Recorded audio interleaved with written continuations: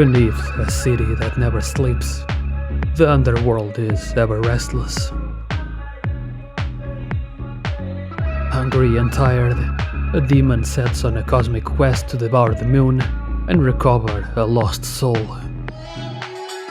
Invited to this devil's banquet with a contract around his neck, skating through hell in a vessel of glass, pushing through burrows of pain, the moon was certain to fill the hungering void.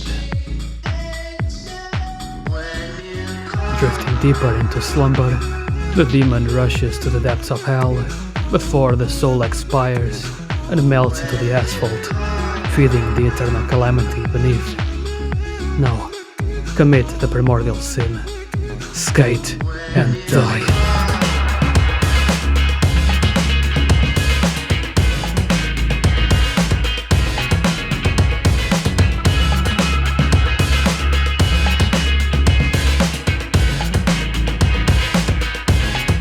Talking about that life beside with care.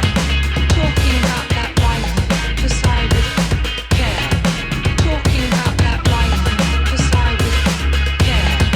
Talking about that life beside with care. If you are here looking for a quick fix on some arcade skateboarding action, I would strongly advise looking somewhere else. This is, above all, skateboarding through a fisheye lens of surreal violence, and as soon as you know that this was published by Devolver Digital, everything becomes crystal clear. By my own fault, I still mainly associate them as the Hotline Miami guys, the punk publisher for interactive entertainment that screams radical, stylish and unique. They also brought Meta Wolf Chaos back, so it's hard not to sing their praises. Welcome to the White House. Knowing that, I think it's fair to say that personal opinions on Skate Story will heavily rely on how much one can fuck with what it's trying to do. If at any point the word pretentious happened to cross your mind, then I can assuredly say that this is not for you. While you might be here doing everything you can, holding on to what you are is a bit harder around here. It's impressive how to this day, Tony Hawk's Pro Skater still has such a strong grip on the genre despite old age, simultaneously creating this interesting case study of how instantly swinging it out of the park creates this weird situation where every new skateboarding game is practically forced to adhere to the same old rules. EA Skate did try to establish themselves with a more grounded approach, but we all know how that turned out to be. In comparison, Skate Story has finally been able to lean even further into the real aspects of skateboarding by applying it to a surreal setting, successfully creating this cohesive experience where the brutal, repetitive nature of skateboarding is given context through supernatural means. Of course, I can easily recognize how this approach won't be for everyone, and maybe I'm just more receptive to alternative skateboarding games because I played Street Skater 2 for longer than anyone should be allowed to. The unusual focus on the controls might introduce some difficulties to the veterans of the genre, but it's how the protagonist interacts with the world that sets the journey of this particular demon apart. While its presentation might prove otherwise, the narrative is quite simple. A demon is given the opportunity to retrieve his soul in exchange for eating the moon, and to obtain the means to do so, a contract to the devil is made, turning the demon into one of glass and pain.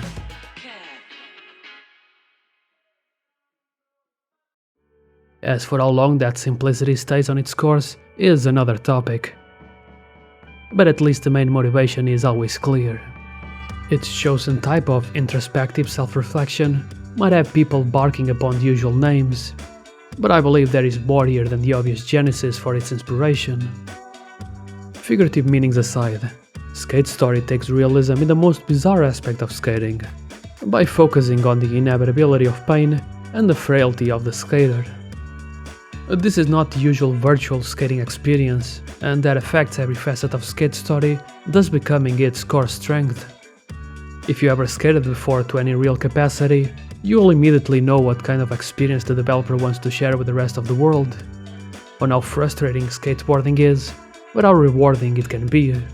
And this is expressed through even the most basic movement, like riding the board.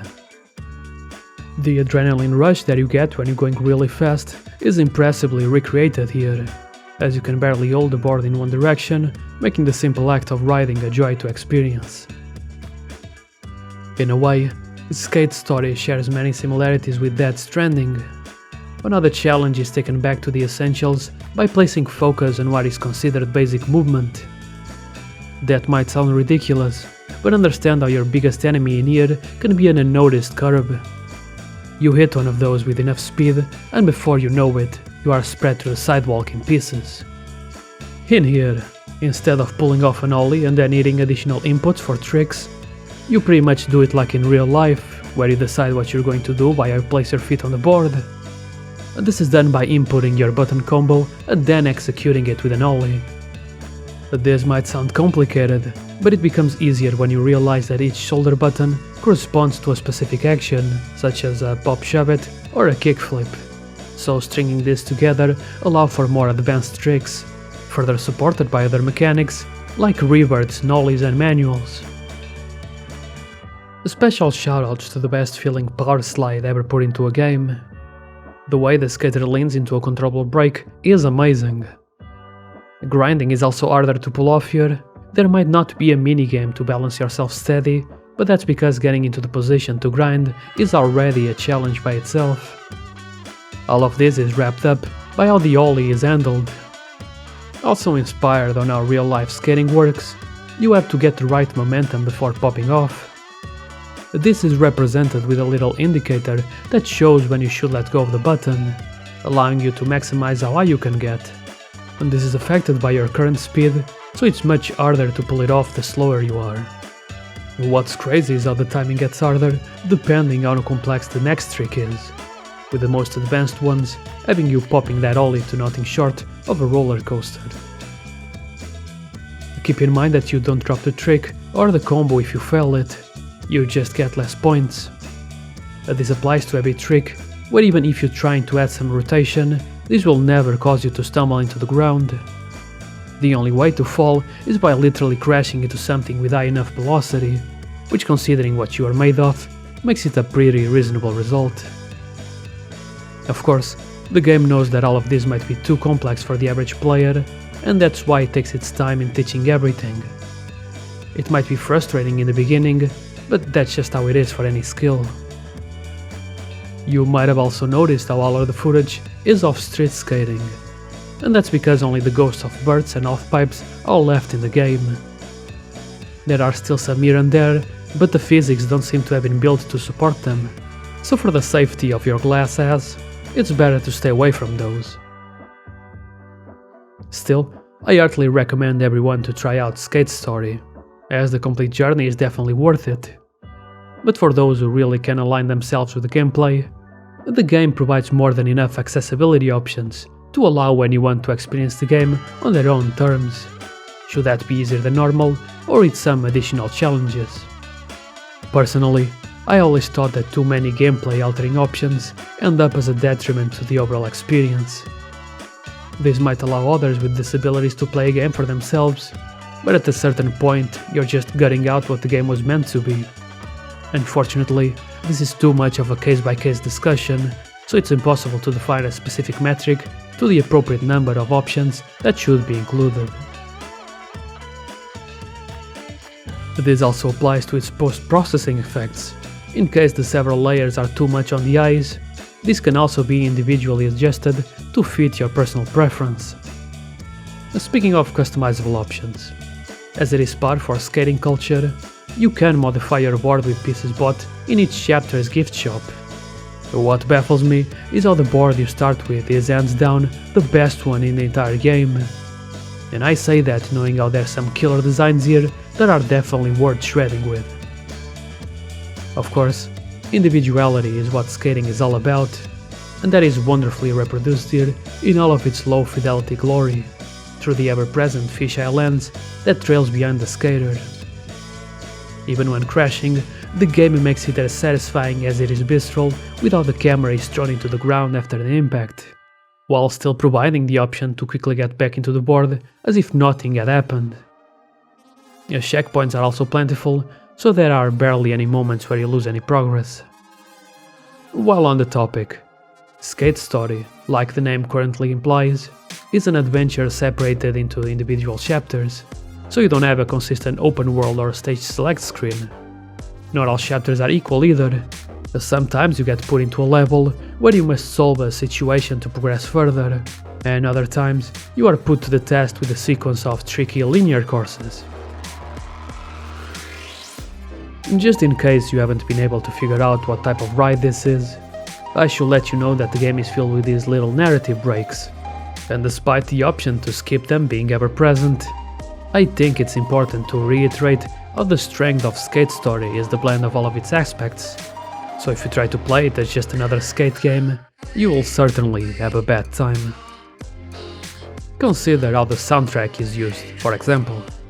Instead of the expected licensed tracks from popular punk rock bands, you are given a somber rhythm with chill psychedelic vibes by the hands of the Blood Cultures, further enhancing the surreal New York-inspired landscapes.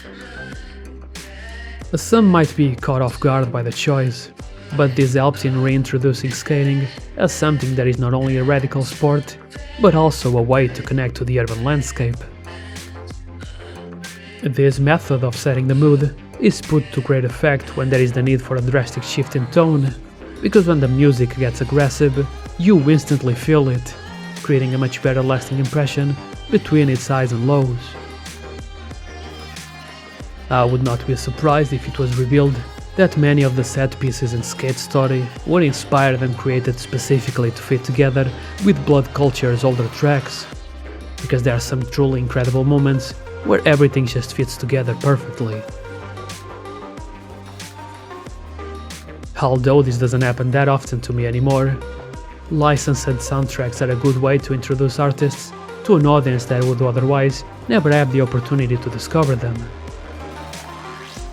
I am sure that a lot of people's tastes in music would be severely different if games like Tony Hawk's Pro Skater, Need for Speed Most Wanted, or Jet Set Radio didn't exist. So being able to find a new artist that I like and that I can associate with another great game experience is always welcome. I should also take the opportunity to inform that the soundtrack is composed of music specifically made for Skate Story, but it also includes many other tracks from Blood Culture's discography, in case you can't find a specific song from the game in the official soundtrack release. Not like this matters that much, but as a final note, I just wanna ask a quick question. Sam, my man, what the actual fuck is up with this achievement? But this goes against everything in the game. Who forced you to put this in? I know that you know that the game you made was not built for this. If you play the game normally, the ending locks your save file into a final state where it might as well not let you play anymore, so you are forced to start from the beginning, and I am pretty sure that the counter for this doesn't carry over. Even fully knowing this, when doing my second playthrough and tricking at literally every possible moment, I still had to spend 4 hours mashing one button for this goddamn thing to pop. I guess this is thematically appropriate for a game about skating in hell. There are definitely some questionable design choices in Skate Story, but they only exist if you analyze it as just another skateboarding game. If you are looking to replaying it, you must start from the very beginning and unlock everything once again. At any time, you are able to eject from the current situation into the skater's dream, a separated place that works as a resting spot to chill and train your skills. In here, you are able to return to previous levels, but not all of them for some reason. If these are choices to be eventually revised later down the line, it is up to be seen, because personally, I respect the confidence on making a non-standard journey. Such a divisive personal project with crystal clear intentions might never reach such acclaimed titles like Game of the Year through the lens of the masses, and that is okay. To me, it was an unforgettable journey that I will forever hold in my glass heart, until the day it also melts into the asphalt. Thank you for watching, and I'll see you on the next one.